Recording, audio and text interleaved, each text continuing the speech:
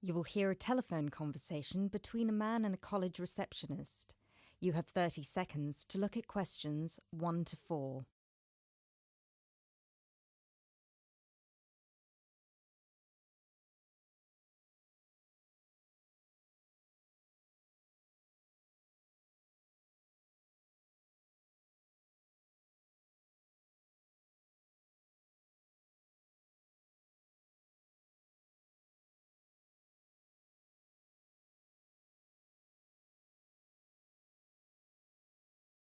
Good morning, Clevedon College. Can I help you? Yes, please. I'd like some information about evening courses this term. Okay. Which subjects are you interested in? 2 subjects, actually. Languages and computer skills. Okay. What languages are you interested in? Actually, I'm not sure. I have to fulfill a language requirement for school, but I haven't really decided what language to study. How many language courses do you run each week? We have 2 every night from Monday to Friday. I'm sorry, but would you mind going through the schedule for me? Not at all. Monday to Wednesday are modern European languages: French, Spanish, German, Dutch, and Polish. Thursday night we offer ancient languages: Latin and ancient Greek. And on Friday we finish off with the Asian languages of Hindi and Bengali. Monday to Wednesday, modern European. Thursday, ancient languages, and Friday, Asian. Can you spell Bengali, please? Yes, it's Bengali. Great. And how much do the courses cost? Each course costs £25 per person per term. But if you want to do 2 language courses, there's a 10% discount, but only if you book for 2 terms. So the 10% discount is if I take 2 courses for 2 terms. Is that right? Right. Would it be possible for me to book my classes right now? No, sorry, the computer's down. What I suggest you do is call extension 6994 after 6 p.m. and ask for Mrs. Johnson. I'm sorry, I didn't get that. Did you say 6994 after 6 p.m.? Yes, 6994. Please ask for Mrs. Johnson. Thanks.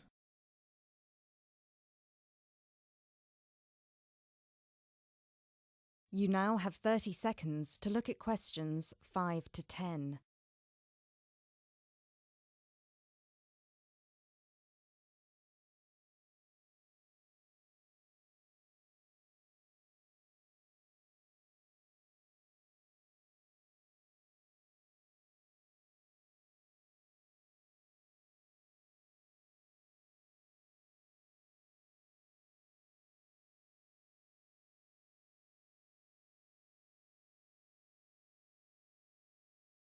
Okay, can we now look at the computer skills courses? Yes, of course. Computer classes always start in the first week of the month, and the way it works is we offer 1 computer class for the entire month. So you might spend 1 month on databases, another month on Excel, and so on. Classes meet once a week on Tuesday afternoons. The next class starts February 1st. Okay, so for the upcoming month, February. February is going to be databases. There are 24 places still free on that course, and it costs £40 per person. February, databases, 24 openings, £40. Okay. Excel starts in March, and that's nearly full, only 4 slots left. It's £45. Okay, Excel, March, only 4 slots left. Got it? April is Outlook. That is never as popular since it costs so much more, but you get a free CD.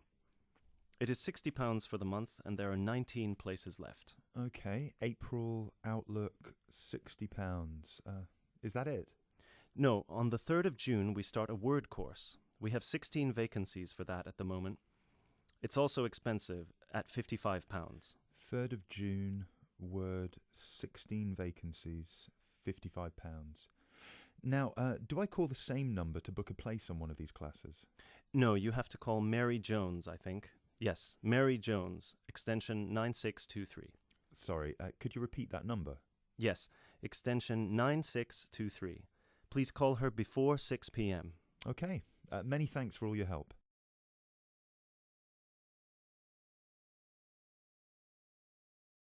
You will hear an introduction for students to a university campus.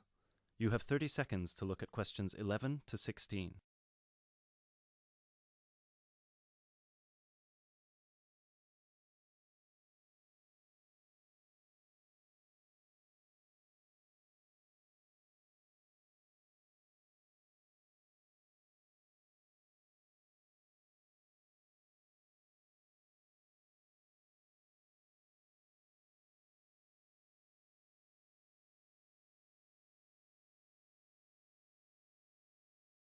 Good afternoon, ladies and gentlemen.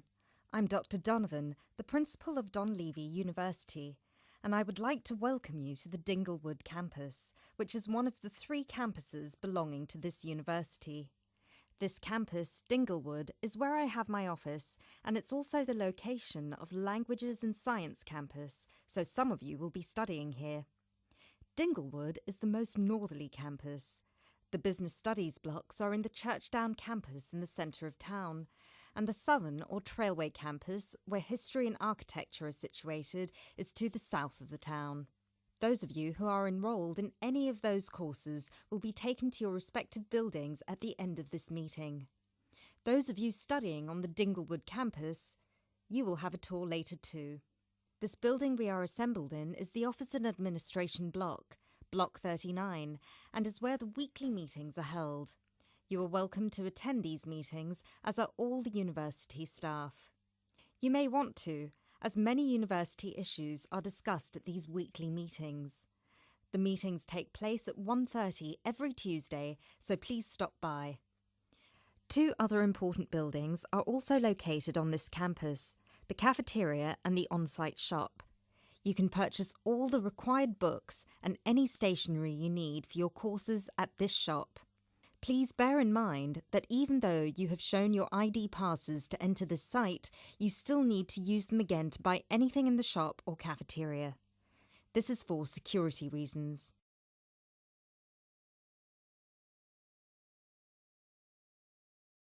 You now have 30 seconds to look at questions 17 to 20.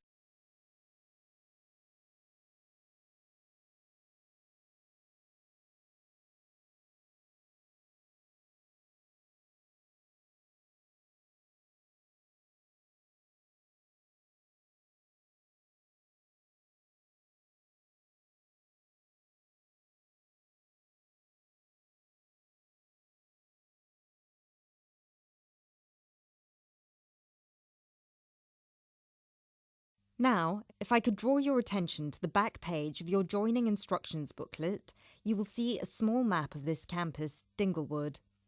The block we are in now, the Office and Administration block, is located between the Languages Centre, Block 38, and the Physics School, Block 30. That's 3O. These are both on the right side of the plan. The cafeteria, which is open from 7 a.m. to 9:30 p.m, is on the left of the plan. It is between the Chemistry block, number 35, and the University shop, Block 33. At the University shop, you can get all you will need in terms of course materials.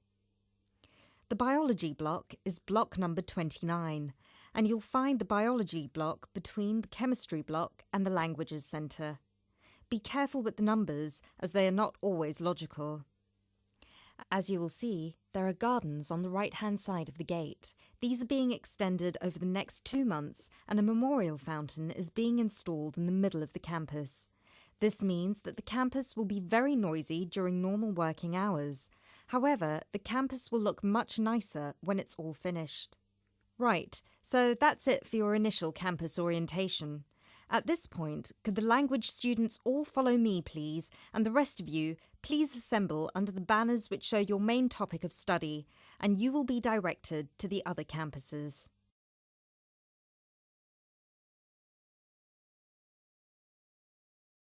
You will hear a conversation between 2 students about a project they are working on.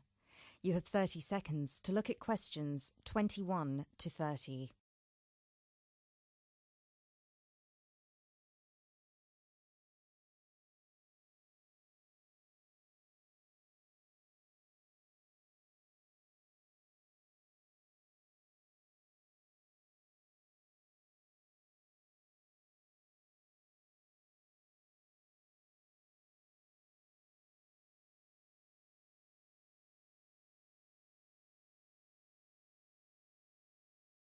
Hi, Bill. How are you? I'm okay now, Sarah, but I was so ill last week. Oh dear. What was the problem? Did you eat that dodgy fish in the canteen? No.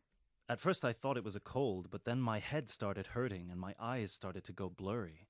I'm so sorry. That sounds serious. It's okay, actually. I went to the doctor and he diagnosed me with a migraine. He gave me some medicine and I'm starting to feel much better. I'm glad to hear that. Well, I'm also glad you're in today, because we have to work on a new project together. Oh, are we in the same section? No, it's just us. No one else. Mr. Donaldson has put us down as B team because we live near each other. That could be fun. What do we have to do? Well, the project is partly internet research, then checking reference books for information to prepare a survey, which we have to use with people we know. Great. What's the topic? It's to do with shopping over the last 10 years. We have to find out how customers have changed their behaviour. Okay, so what's the first step? I think the first thing to do is check the list of references he gave me. But my computer is in for repair, so if I check in the reference library, would you be willing to look up some references online? Once we're done with the reference checks, we can write the questions together. That's fine. I'll do the internet research. So, what sort of shopping are we looking at? Only food, or goods, or clothes shopping?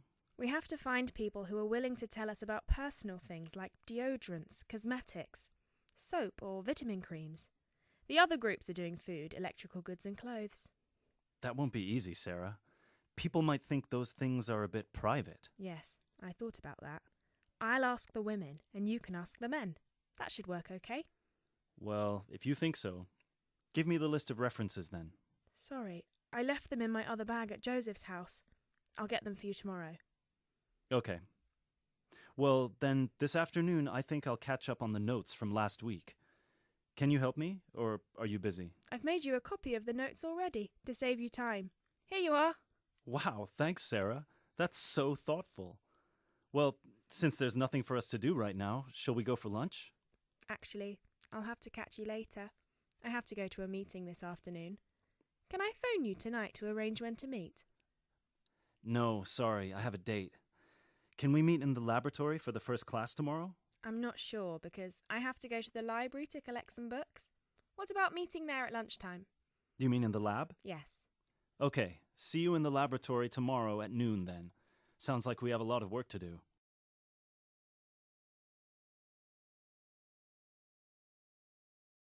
You will hear a lecture from the curator of an art gallery. You have 30 seconds to look at questions 31 to 32.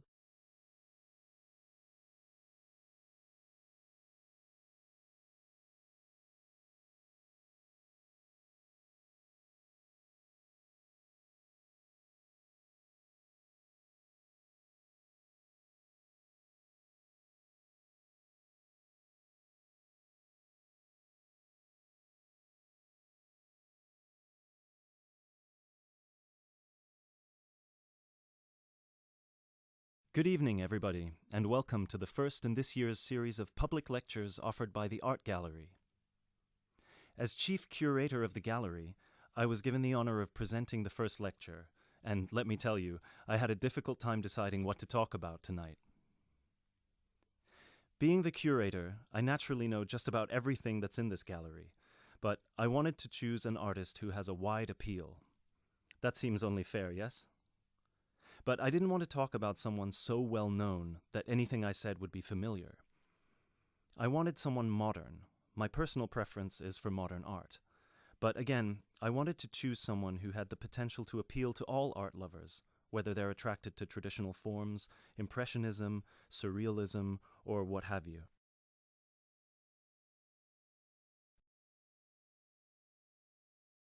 You now have 30 seconds to look at questions 33 to 35.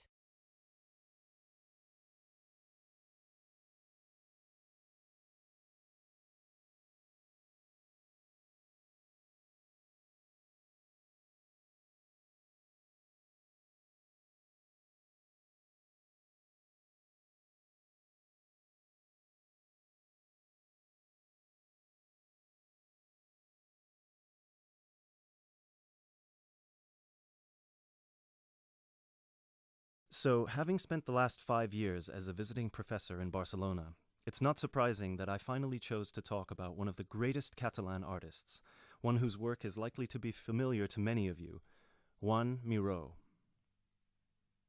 Look at this, and this. And this. Ring any bells? Miraut's most famous and most widely reproduced works tend to be like this. Bright primary colors with lots of asymmetrical forms. He painted on large canvases, larger than himself quite often, and his paintings depicted birds, trees, flowers, and other features of the natural world. But Miraut produced a great variety of work, and it's about some of his lesser-known paintings that I would like to speak this evening.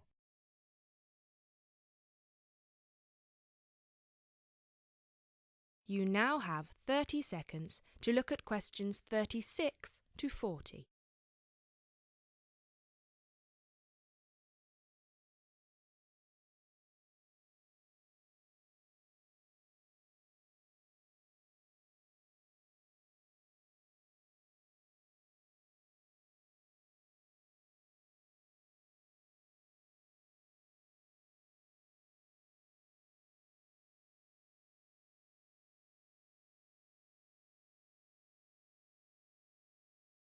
Miraut was born in Barcelona in 1893, the son of a goldsmith. He began to show talent very early, and in 1926 went to Paris, where he was drawn to the surrealists of Montparnasse. He did not define himself as a surrealist, however. He preferred to stay free to experiment with other artistic styles as he wished. Miraut had an intense dislike of much of the painting and many of the painters he knew. He wished to do something totally different to express his contempt for bourgeois art, and yet, ironically, Miraut's success made his work much in demand among art collectors in the world. But we can't really talk about the artist without looking at his art, and that's what I'd like to do now. To take a look at just a few of Miraut's works and think about what it is that makes them special. Special to me and to a great number of people who flock every day to the Miraut Foundation in Barcelona. Let's start with this one of Miraut's best-known and brightest works, Woman and Bird, a sculpture created in 1982. It is on display in a park in Barcelona, often known as the Juan Miró Park. A huge sculpture, towering up into the sky, it reflects Miraut's eternal interest in these themes, as well as his more technical interest in materials. This sculpture is covered in mosaic, which gives it a naive and cheerful appearance. It is interesting that this sculpture was completed in 1982, just a year before Miraut's death.